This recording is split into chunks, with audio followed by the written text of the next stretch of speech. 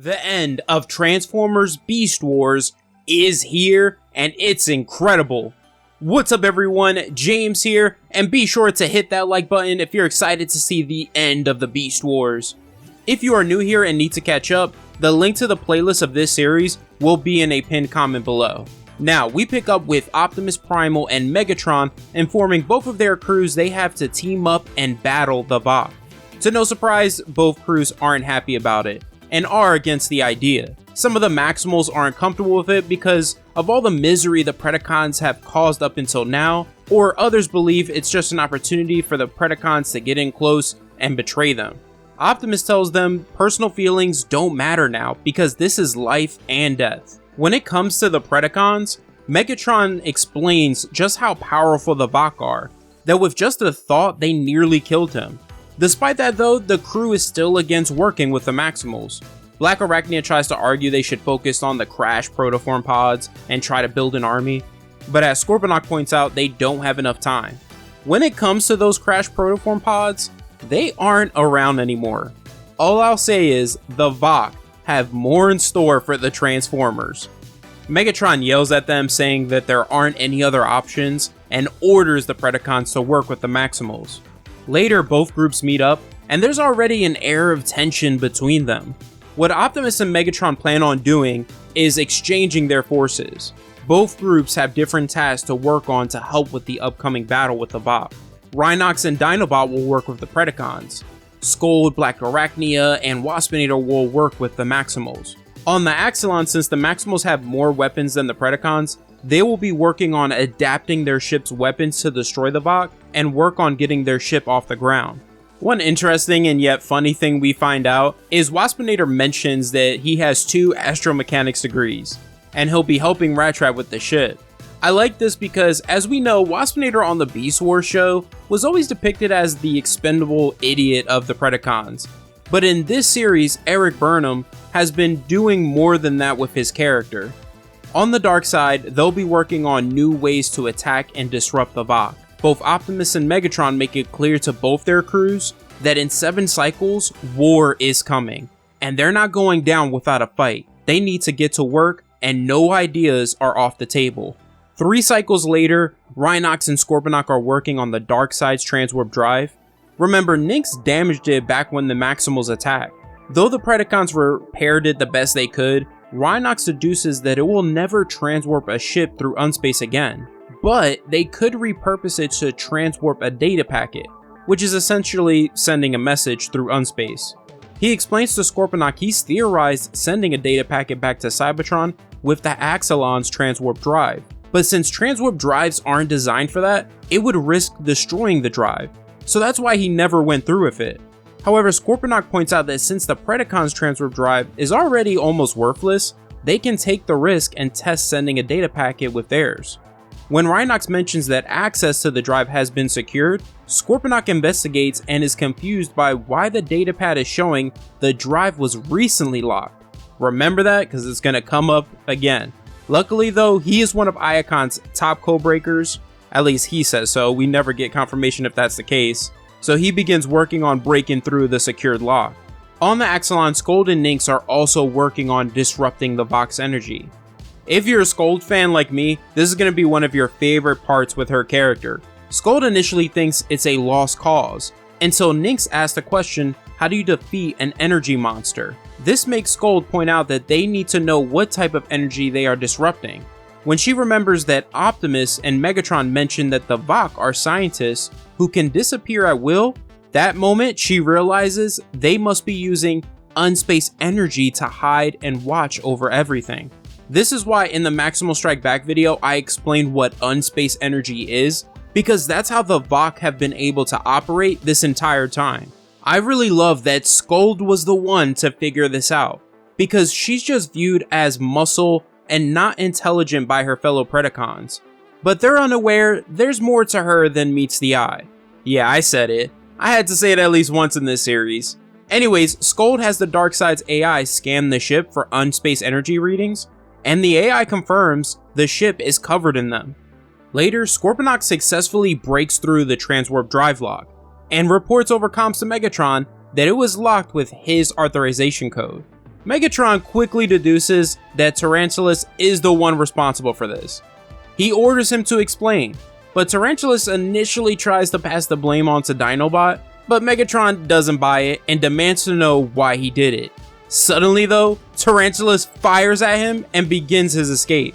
As Megatron is chasing him down, Tarantulas reveals the Vok approached him and offered him a place underneath their rule and the secrets of the universe. Just when Tarantulas thinks that he successfully escaped the ship and Megatron's wrath, out of nowhere, Dinobot leaps in and impales Tarantulas with his side carbon blade. This was awesome. And Dinobot is kind of paying Tarantulas back for stabbing him in the back during the Savage Landing arc. Now, Tarantulas being a secret agent for the Vok and betraying Megatron is similar to the Beast Wars episode The Agenda, where it was revealed Tarantulas was part of the Predacon secret police and helped Ravage capture Megatron. Later, Megatron has Tarantulas strung up interrogating him, demanding to learn everything he knows about the Vok before he kills him. What's funny here is Tarantulas asks Megatron, "Don't you mean to say tell me everything you know or I'll kill you?" Megatron answers, "No, I do not." Tarantulas tries to offer him a deal to let him go, and then he'll tell him everything he knows about the Vok. Megatron says, "I am no fool, Tarantulas." Tarantulas replies, "I don't know why you would expect undying loyalty from a group of insurgents." Which is funny and so true about both present and past Megatron. Both of them have experienced betrayal by their own soldiers. Tarantulas distracts Megatron long enough to activate his latest experiment, which is basically a zombie pterosaur who comes bursting through the interrogation room. I hope you guys didn't forget about him. Now, this reanimated pterosaur is 10 times more powerful than an alive pterosaur. He smacks Dinobot and blasts Megatron. Though Rhinox is able to land a hit, Pterosaur quickly responds, giving Rhinox a boot to the face and blasting him unconscious. After Tarantulas is released from the rack, he kicks Megatron's unconscious body and starts to gloat about how he will hand him and the rest of the Transformers over to the Vok. However, he quickly realizes Scorponok is missing out of the group. Luckily though, he was still able to get his message to the Axelon. He tells Tarantulas he's too late, that he's already warned the others. He fires a full power blast at Tarantulas, but Pterosaur deflects it. He made a big mistake. Tarantulas says, "I was going to stun you and present you to the Vok with the others, but instead, I'm going to let Pterosaur feast on you. He's dead, but he still needs Energon to function. So why not let him consume yours?" And that's the end of Scorponok. Pterosaur is tearing him apart as Tarantulas investigates the ship's computers. He confirms that Scorponok wasn't bluffing, he was able to send a data packet through Unspace. He reveals that the Vok ordered him to destroy what was left of the Darkseid's transwarp drive, but he is hesitant to do it since the only other ship is the Maximals, which is currently occupied, and he isn't 100% sure that it's transwarp capable at the moment. So in order to guarantee he'll obtain a working, transwarp capable ship to get himself off-world, he sends a data packet to Cybertron. Back on the Axelon, Scold and Nynx are explaining to Optimus their theory on the Vok, not only them being powered by Unspace, but possibly the Vok coming from it. Cheetor interrupts, informing them about Scorponok's message about an attack on the dark side. Now this is where the story gets even crazier. Some cycles later, Rhinox reboots and awakens to Dinobot defending his body. He is shocked at the sight of all-out war. All of the children of the Vok have been unleashed.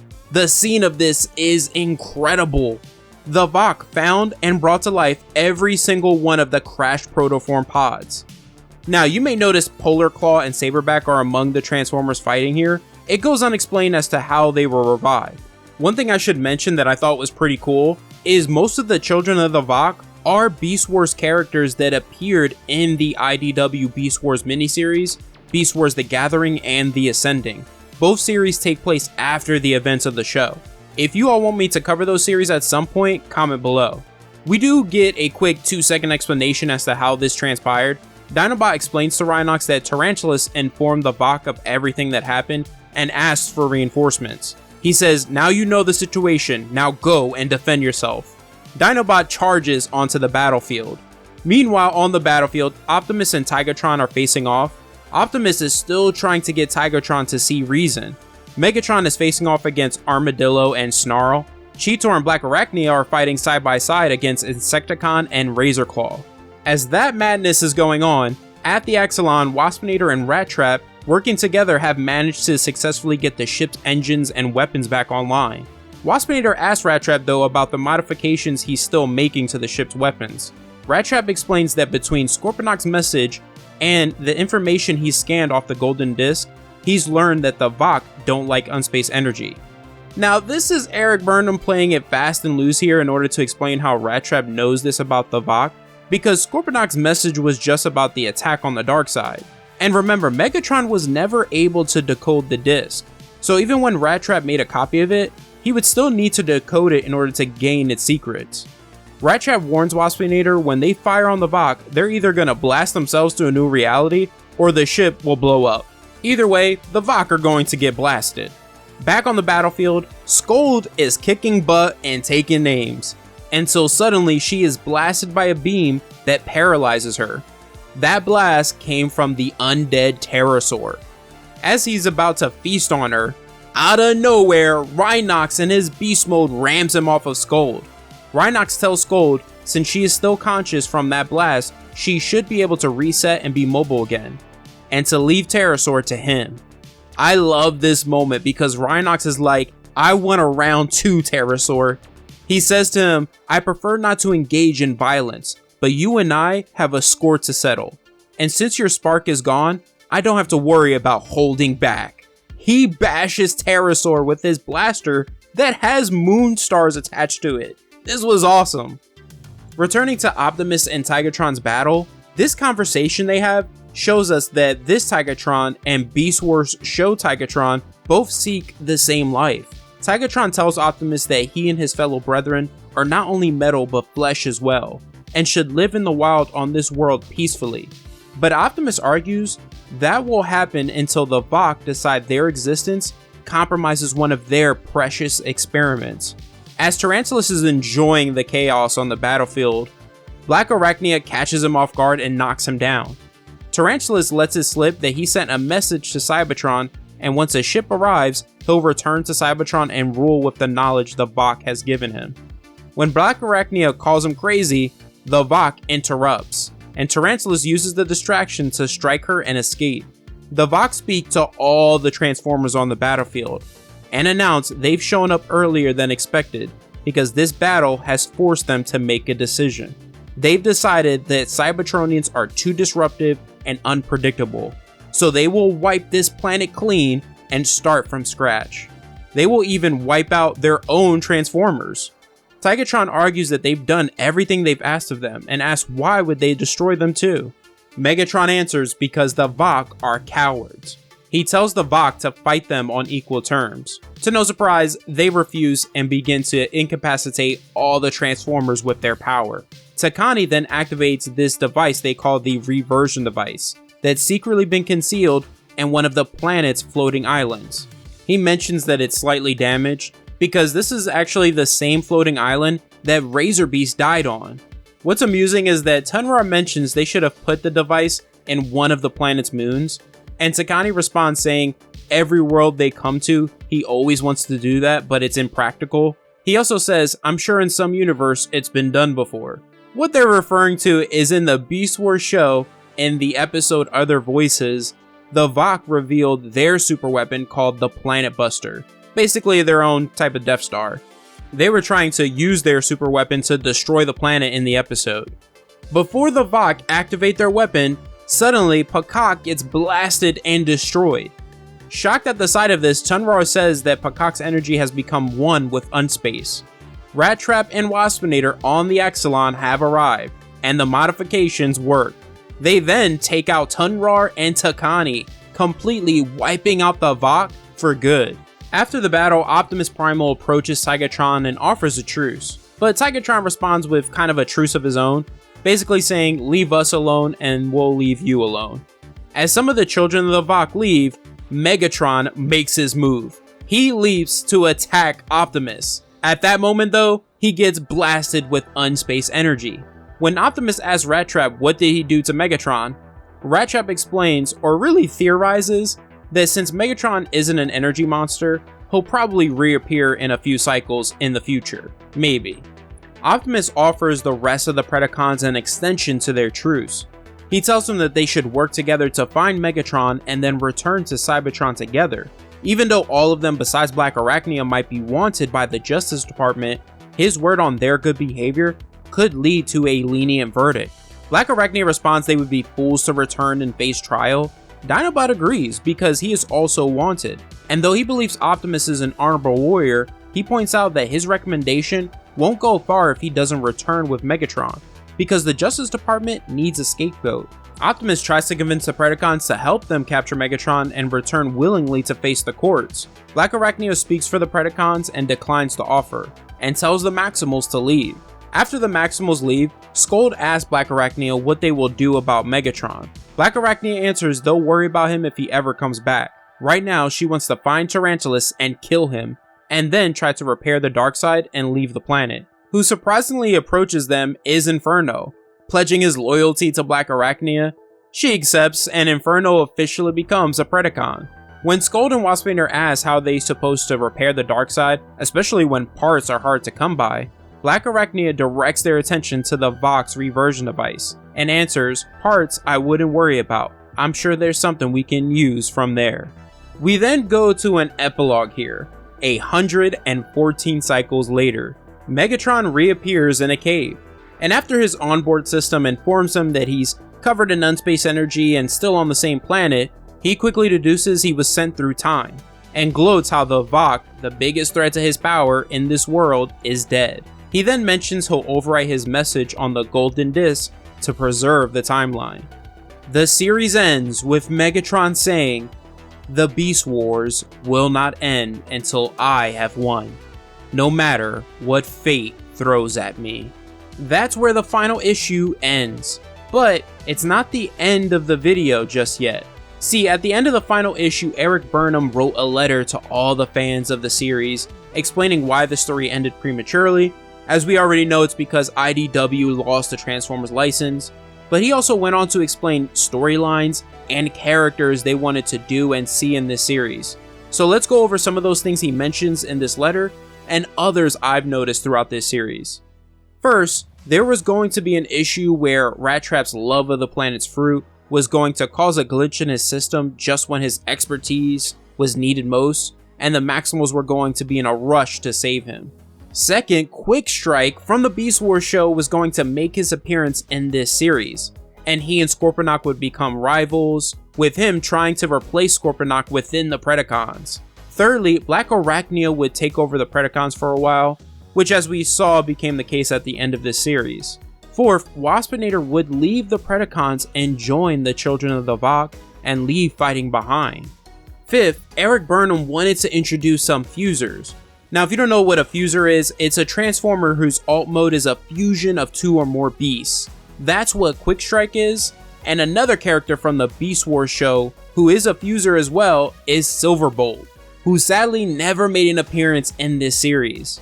6. Help would arrive for the Maximals and Predacons in their final battle with the Vok, in the form of the Maximal Elders and Tripedicus Council, who would help them as combiners.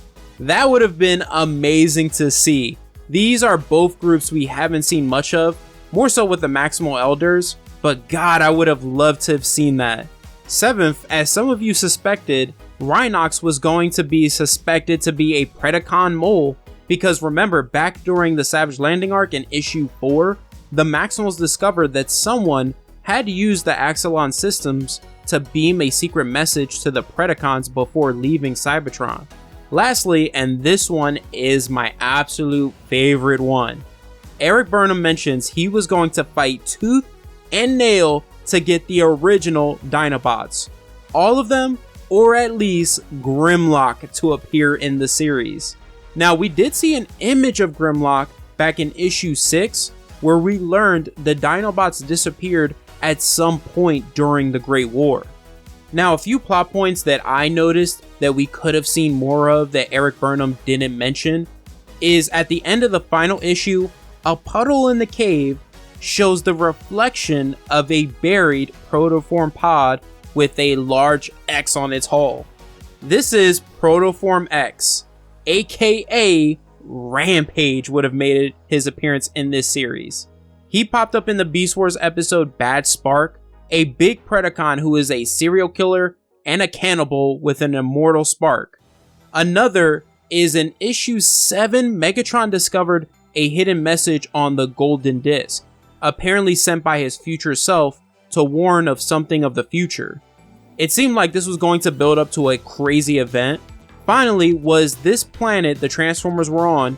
We never found out whether it is a prehistoric Earth like in the Beast Wars show, or was it just a random planet the Vok experimented on?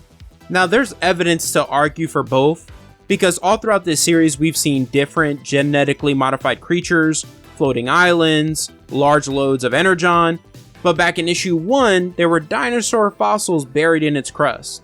I guess we'll never know the answer. It took a long time to finish this series, but this is finally the end of our journey through IDW's Transformers Beast Wars. I hope you all enjoyed this video and the journey.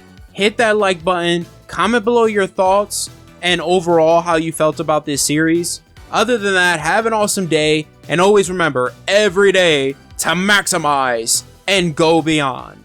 Hey, if you want to join the upper echelons of the Beyonders, where you'll receive an array of member-only benefits, consider becoming a Beyonder Knight by becoming a YouTube channel member or by joining the Patreon like Patreon members Justin Heverly, Ray Dude, and Drag Logia 5. A massive thank you to you all. Links in the pinned comment below. See you later, Beyonders.